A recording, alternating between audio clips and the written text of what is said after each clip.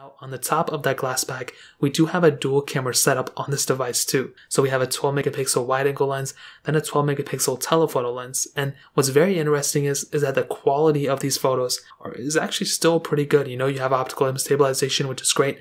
You have 4K at 30, which is also really, really good. I was hoping it would have 4K at 60, but I think 4K at 30 is okay when you consider the fact that this is a 2017 device and it, had a dual camera setup. I think I'll give it some benefit of the doubt there. Now, I think, the camera in the specific module and the software is really good because you have a lot of features built into the software. So that's a pretty big asset for it. But I do feel like the video quality is one of those areas that the Samsung device of this year specifically didn't really do so well. I think the Samsung Galaxy S8 also came out this year, and although these phones have knocked it out of the park in a lot of areas, the video quality isn't necessarily one of my favorites if I'm being completely honest, but I think the Samsung Galaxy S8 Plus had very good video qualities, believe it or not. However, the photo quality is really, really good. I mean, you can take these photos out, outdoors, take really good photos. Indoors, I've been doing a lot of, indoor photo comparisons between the Galaxy Note 8 as well. Not really that great, but I think it's totally okay for the most part. And I think the front cameras, like I said before, is probably the bigger differences and the biggest letdowns.